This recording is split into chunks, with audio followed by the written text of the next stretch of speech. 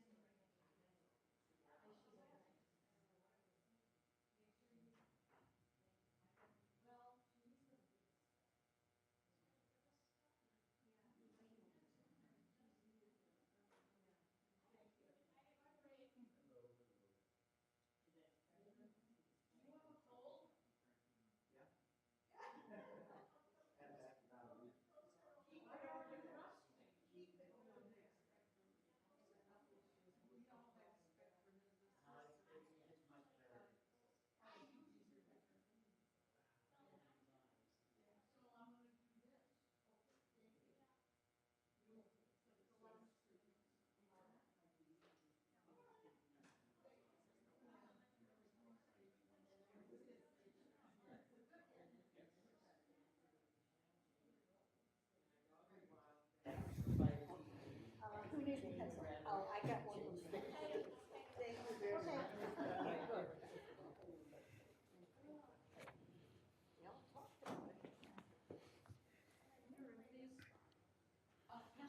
Yes, ma'am. Those are leftovers. Those are extra. We will not have extra new papers today. I have one thing that I'm going to ask you to do towards the end, where you actually do a little bit of tallying based on what you folks have chosen and put together in your visions, in your purpose statements, because part of what I want to do is see if we can't see where people's interests and strengths are. I don't need to have, oh, well, this is Patty and this is, Marilyn.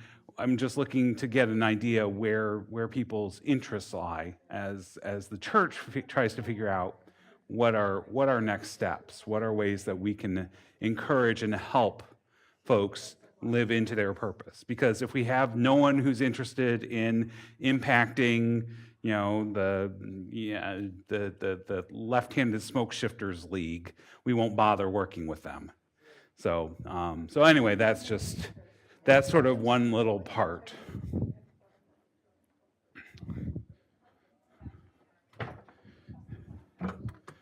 So friends, it's good to be with you, and today we are going to be taking that sort of that promised next step that we talked about last time. So we've talked about why do we need to talk about purpose and how does purpose change over the course of our lives? We've talked about what is purpose, and we ended up starting off with that first handout talking about what are my core values, what are my gifts and strengths, what are the communities that I want to impact, the groups that I want to impact. And then we talked about sort of the issues of, going into an idea of purpose, that we have anxieties, fears, things that stop us from moving forward easily.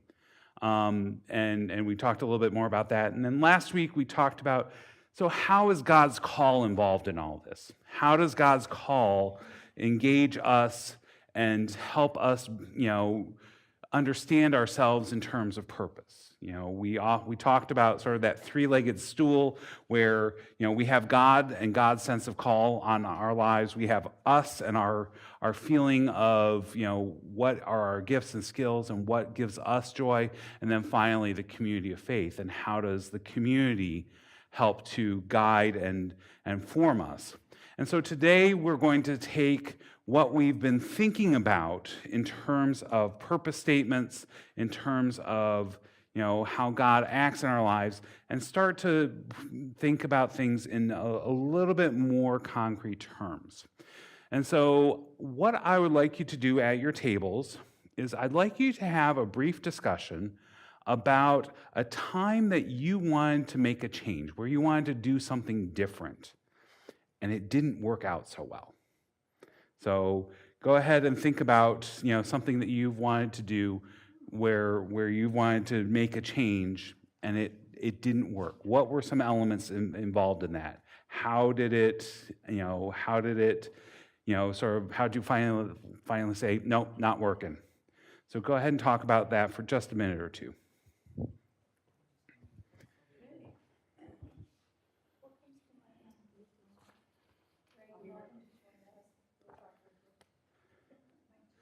And Bob, if you want to join that table too, they have space. And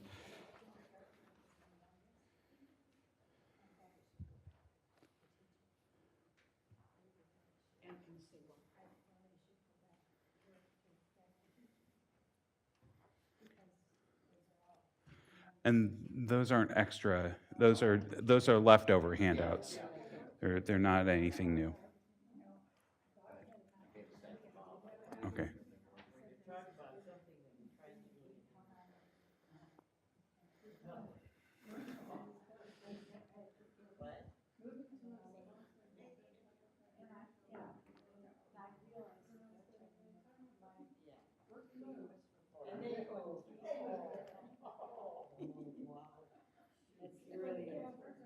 Really wound up, yeah.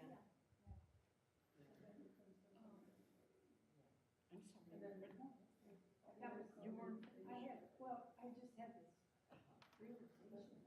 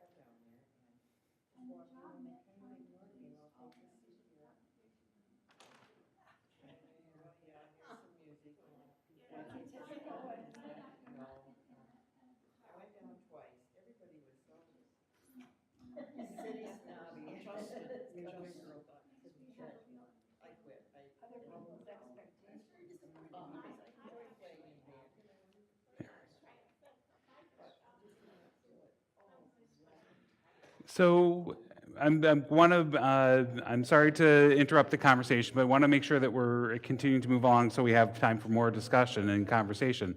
So tell me a little bit about what you heard at your tables. What were some of the reasons that changes you tried to make didn't work out so well? Pressures, tell me about that. Well, in my case, it was pressures from lots of people, and in another person's case, it was what, pressure Pressure from from family? myself. Okay. I couldn't do it all. So there were expectations that you had that or that others had that seemed to be really high, and it didn't mesh with what you were hoping to do. Situation. Yeah. Mine was the expectation I had of myself Okay. that I knew I couldn't meet. So you had an expectation of yourself that wasn't doable. Okay. What else? What were other things that happened? When you tried to make changes that it didn't quite work. Yeah, you have to make the best of it, but sometimes there are things along the way that makes it harder. So we have expectations that we put them too high, maybe. We have we get really started really well, and we're really happy about trying something new, and then it sort of peters out. It's sort of like, maybe not. Thinking about if you were saying, well, I'm going to go walk for X number of minutes for 5 days a week, and then you start doing it and you do it well for the first week, and the second week it sort of slips, and then finally by the fourth or fifth week, forget it, it's not happening. And so one of the things that we end up thinking about when we're talking about doing change, living into change, is that sometimes we make too big of commitments. We put things in a point where we're overdoing it and setting ourselves up for failure. Now think about a time where you made a change in your life and it went well. What were some of the elements present in the lead up to that change? So go ahead and talk about that at your tables for a minute or two. Think about a time when you made a change in your life and you actually were able to accomplish it.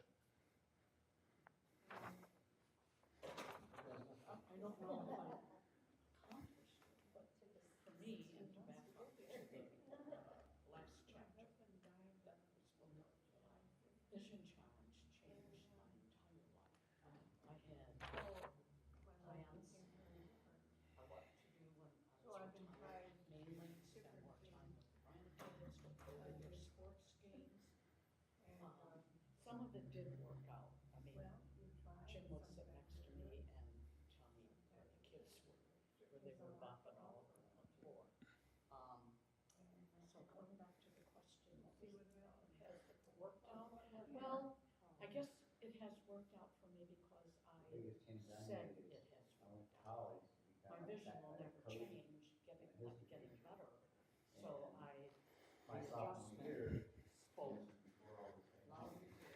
Look, this is your life. You will be fine. Getting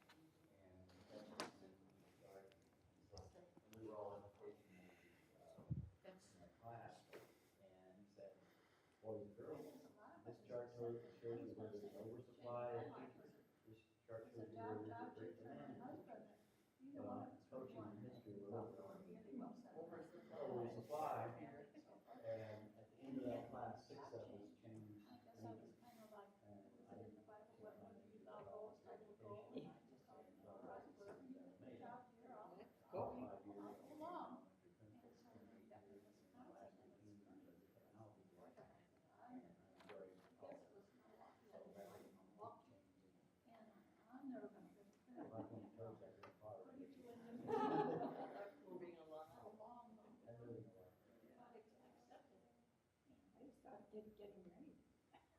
Oh, that's biggie.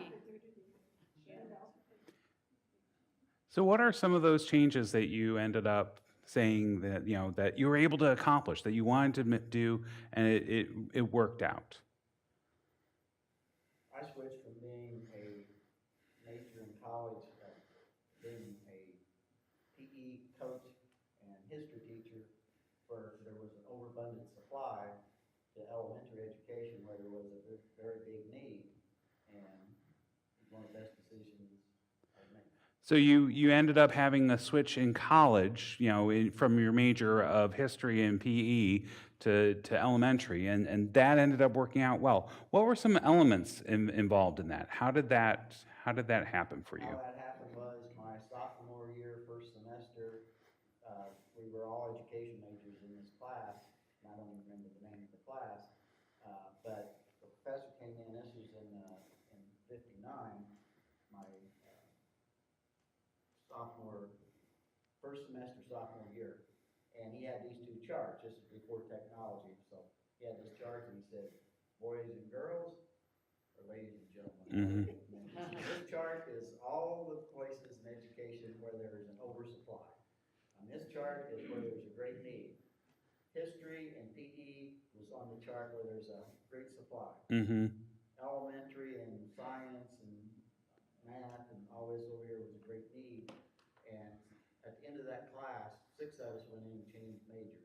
And that's one of the best decisions I ever made. And so there was new information that came for you, and then you made a decision and a choice at that point. And were there points along the way that helped you stick with that rather than switching back to history and PE or other things that contributed to you being able to go through with that decision and change? Once I made up my mind. Okay. And then at Indiana State University in Terre Haute, which was Indiana State Teachers College, while I was my first few years, all education majors were together. And then if you were in elementary, they had an E after the course, and you had to take the courses for E. So I started learning a lot, and I thought, well, this is the right decision. So I taught 5 years, a principal for 28 years, a technology director for 13 years, so 46 years.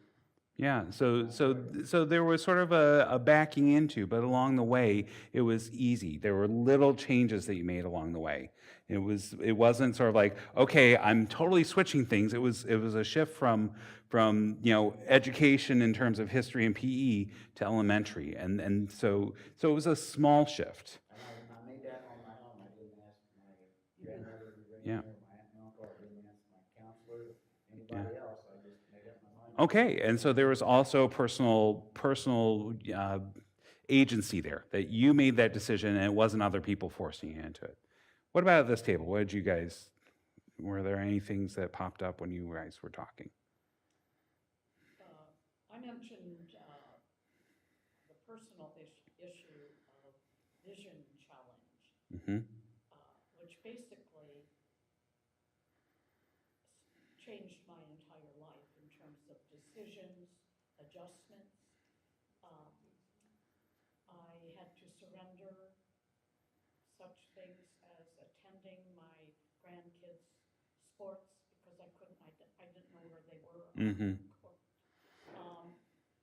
Just everything. But the bottom line,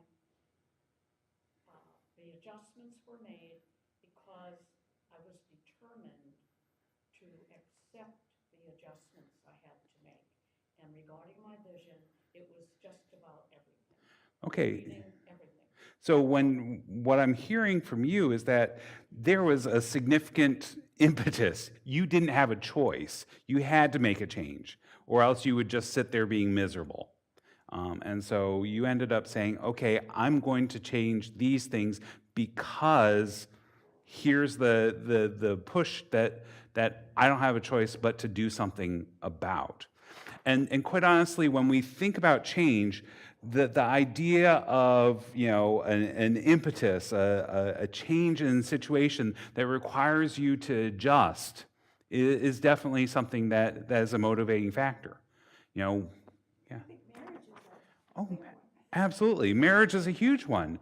You end up coming in, you meet the person, and you say, I want to love and spend this entire life with you, and you end up having to adjust right away because suddenly you're waking up in the same bed with that person, and you're looking at them over the breakfast table, and it's sort of like, okay, we can either have this go really, really good or really, really bad. But there's those constant changes along the way.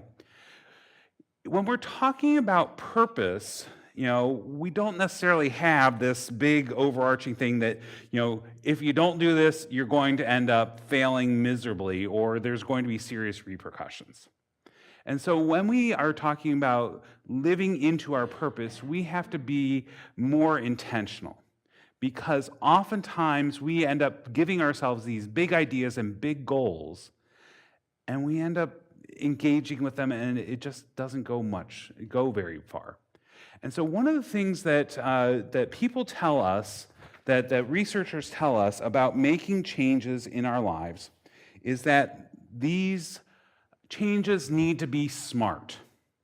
As we're working through, saying, okay, I have this idea of the purpose that's probably congruent with stuff that you're already doing, but I want to adjust things and do something a little bit different. And so they end up telling us that one of the ways that you can make it more likely for you to achieve your goals, to make change in your life, is to make things smart. And so SMART stands for something needs to be specific, measurable, achievable, realistic, and timely. And so when we're talking about a goal in your life, something that you're going to change or add on or even subtract, you want to be specific and say, okay, I'm not going to try to take on global warming and climate change. I'm going to take on something that we're going to work on recycling here in my apartment, making sure that I'm doing more about that. The next part is that it's measurable. I want to do something that is going to, I can tell that I'm making a difference. If it's too nebulous, if I'm going to do it kind of, sort of, then it's not going to happen as easily. But if we're thinking about, the way that, I'm going to go walk an extra, time down the hall once every day, there's measurable. Did you do it or did you not? Achievable, is it something that you can actually achieve? Is it something that it's doable? That idea of walking down a hall may not be doable for you, so don't put that there because you're setting yourself up for failure. Realistic, maybe it needs to be halfway down the hall. Maybe it's something that, you need to build into, but having it clear about, that idea, I can actually do this. It's achievable and it's within the realm of possibility because it's not too far of a stretch. And then finally, you put a clear understanding of of when or how much this is going to happen. So I have some examples. I have an example here. If we end up talking about, I want to get healthy, that becomes your goal. That is not a smart goal, quite honestly, because it is really big, really nebulous. But if you end up making it, if you take that, I'm going to get healthy, you end up taking it to something that's specific. I'm going to lose weight. You just got specific. But you still need more items in there to make it fully smart. So if you take that, I'm going to lose weight, and you now make it measurable, you end up saying, I'm going to lose 40 pounds. It's suddenly measurable. You have a number associated with it. You can say, am I reaching that 40 pounds or am I not? It's a way to be clear about that. But is that 40 pounds realistic? If you're 120 pounds, no way is that realistic. And so you end up thinking, is this achievable? I'm going to lose 25 pounds. That may be achievable. It may be something that, so we're getting it from measurable to achievable. It's possible, but then is it realistic? And if you think about it, no, it's probably not. So I'm going to lose 10 pounds. But here is where that last one comes into play. I'm going to lose 10 pounds. Well, when? Yeah, in 10 years. That's great. Absolutely. Well, I'm going to lose 10 pounds in the next 4 months. 2.5 pounds a month. Thinking about our purpose. So your purpose is a really big idea. It has lots of options in there. And so my encouragement to actually put it into practice is think about, what's one small thing I can do? What's one thing that is smart, specific, measurable, achievable, realistic, and timely? What's one thing I can do to start living into that a little bit more? And so when you start to think about your purpose, this big idea in smaller steps, it's easier. It's that idea of how do you eat an elephant? One bite at a time. You need to figure out what is that first bite. And so when we're talking about purpose and change, small incremental steps are crucial.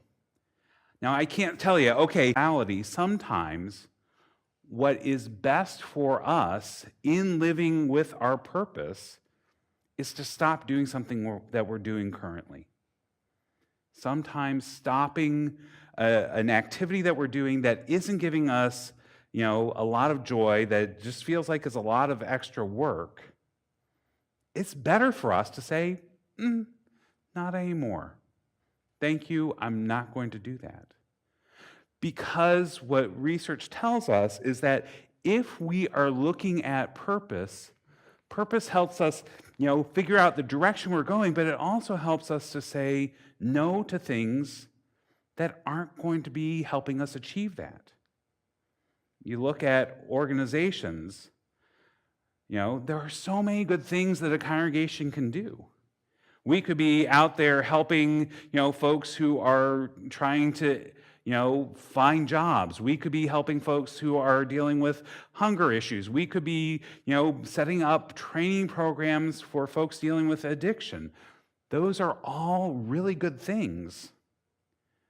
But we don't have the resources and energy to do all of that. And so saying no to some really good things so that we can focus our energy on the things we do well, the things that bring us enjoyment, the things that help us feel like we're connected, that's really important. And so sometimes when we're thinking about the goals, part of the goal may be, it's okay.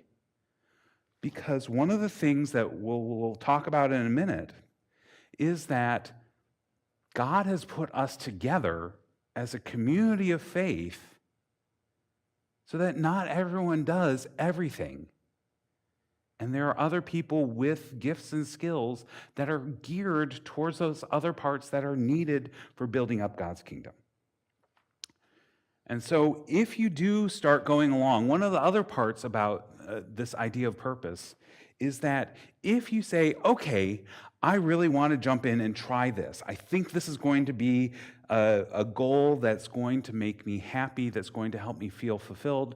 If you start going down that path and suddenly you're sort of like, this isn't so much what I'm wanting to do, it's okay to stop.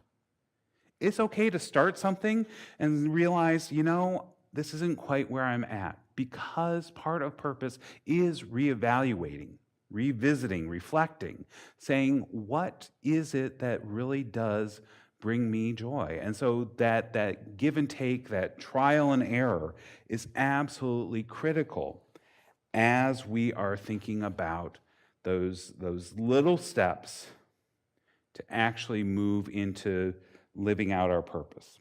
Because the ultimate goal of living on our purpose, living that out, it's not to be more productive. It's not to be, able to show off. It's about recognizing what brings us happiness. And unload the dishwasher, this morning, so now we have to unload it and then put all the plates and dishes that are stacked on top of the counter in. And it's sort of like, okay, kids, it's your turn now. That we're thankfully at that stage still. But when we think about there are times that we do have drudge work, things that we don't like doing. And sometimes what we have to do in those situations is reframe it. Sometimes we need to start thinking about, okay, with this, this activity, I don't enjoy it that much, and I'm able to serve others by doing this. I'm able to make things a little bit better for other people. It's also, me thinking about, okay, I really do enjoy cooking. And so if I want to cook in the dishes that I want to cook in, I need to be doing that cleaning. And so reframing it as a positive instead of drudgery can actually help. I'm not saying it's going to make it wonderful. I'm not going to say that that's great, but when you start to think about those harder things that are still required, even though they don't bring you joy, if you start to reframe it into some of those things that are there on your purpose statement, it can act is a sense of community. Community and having people there to support us and encourage us, because we will find ourselves feeling like we don't have the energy to keep on going, or it's not doing exactly what we want. There are days that it's just going to be harder, and having someone say, hey, you were planning on doing this. How's it going? And they end up saying, and you end up saying, eh. And they come along and say, well, can I help you with that? Can I do a little bit with you? And that gives you that motivation to keep going. Additionally, there's sometimes, okay, you're going to call me every morning at 9:30 and tell me that you are starting. And tell me that you are starting. And if I didn't call him by that point, he would call me and say, hey, how you doing? There's accountability in addition to support. Someone who is saying, okay, I'm with you in this. I can't do it for you, but I can keep on encouraging you. And so community is vital in how we understand the way we live into our purpose. Folks around us who agree to be with us, who are there saying, how's it going? That helps immensely living that out. And so what I want us to do is I want us to look at a passage from Scripture where we actually hear both of those aspects of community coming together. And so this is Acts 6, 1 through 7, and I have it on 2 pages. And so we hear about the disciples being in Jerusalem. They've already received the Holy Spirit at Pentecost, and now the numbers are growing. And so we read, now during those days, when the disciples were increasing in number, the Hellenists, that means the folks who were Greek in their origin, they spoke Greek, they tables. Therefore, friends, select from among yourselves 7 men of good standing, full of the Spirit and of wisdom, whom we may appoint to this task, while we, for our part, will just devote ourselves to prayer and to serving the word. What they said pleased the whole community, and they chose Stephen, a man full of faith and the Holy Spirit, together with Philip, Prochorus, Nicanor, Timon, Parmenas, and Nicholas, a proselyte of Antioch. They had these men stand before the apostles, who prayed and laid their hands on them. The word of God continued to spread. The number of disciples increased greatly in Jerusalem, and a great many of the priests became obedient to the faith. So when we are listening to this, working out, there's accountability there. Those people are talking to the disciples saying, hey, this job that you have, you're not doing. And then the apostles come together and they end up saying, okay, let's talk.